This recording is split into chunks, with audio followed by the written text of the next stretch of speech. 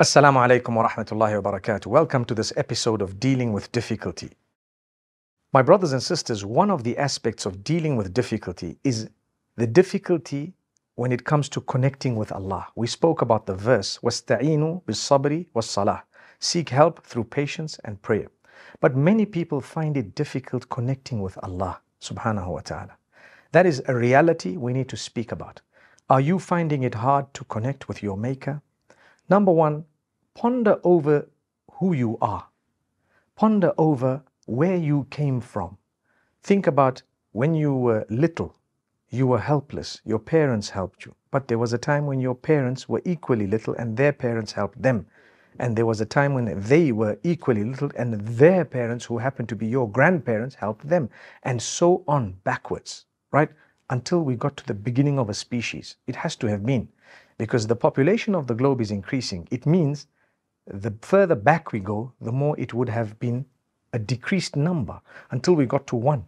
That's evidence enough to show you it started somewhere. When someone says, no, it couldn't have started somewhere, it definitely did, because the population of the world is increasing. People are worried about it. Some people, it's crazy how they think. But for us, right now, dealing with difficulty, connecting with my Maker, I need to first go back and recognize that Maker. I need to ask myself, you know what, before I was born, where was I? Well, a part of me was within my mother and a part of me was within my father. Then I happened to be a little embryo in the womb of my mother. And after that, I grew in the womb of my mother. The organs formed, everything happened, and I was born. I don't remember any of this. So where was I? Was I not looked after in the womb of my mother by a supreme being, a deity? That's my Lord, the one who took care of me in the womb of my mother and ensured that I grew and multiplied, the cells multiplied, and the organs began to form, and the heart began to pump, and the blood came in, and everything happened one after the other in such a perfect way. That's your Maker, Allah. Amazing. So if I'm having difficulty connecting with Him, I need to go back and remind myself, I'm a human. I started from a droplet of semen. I was so insignificant, I was non-existent. هل أتى على الإنسان حين من الدهر لم يكن شيئا مذكورا. Has a time not passed for man when he was nothing to be mentioned?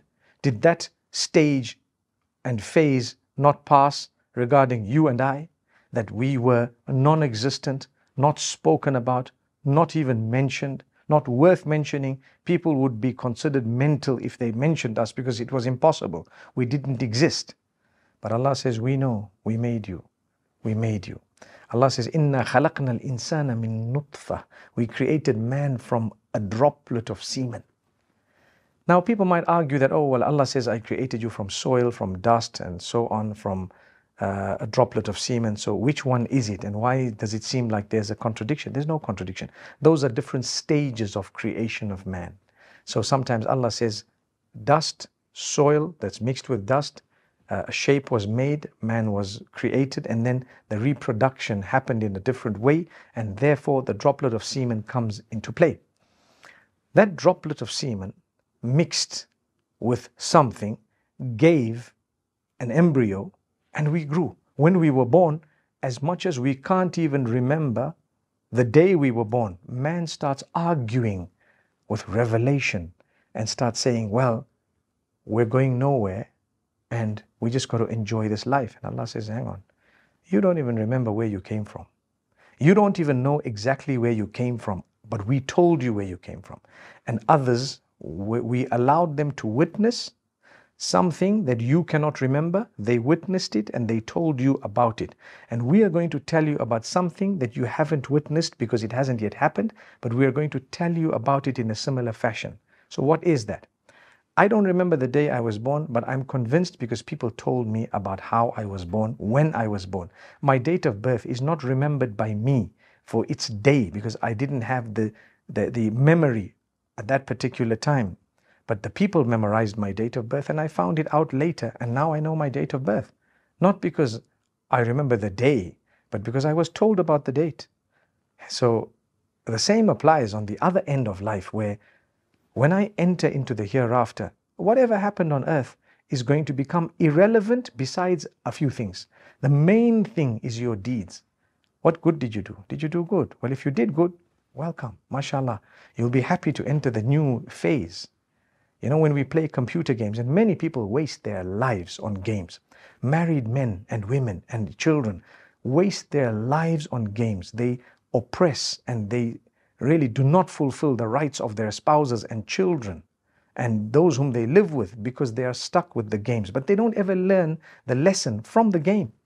One of the most powerful lessons you can learn from a game is you want to score the most before the game ends. So in my life, which is far more important than a game, shouldn't I want to score as many good deeds as I can before the end of my life? And will I not graduate to the next phase if I were playing a game of the game?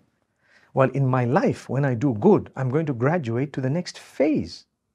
How will I deal with difficulty if I'm a person who really doesn't even bother where I came from and where I'm going?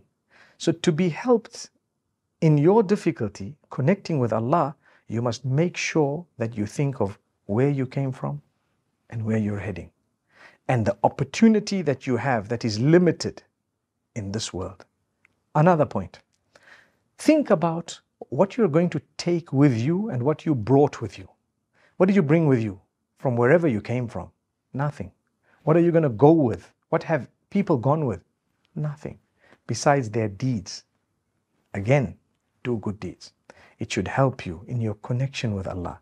It should help you dealing with this crazy type of difficulty. People don't acknowledge it's a difficulty.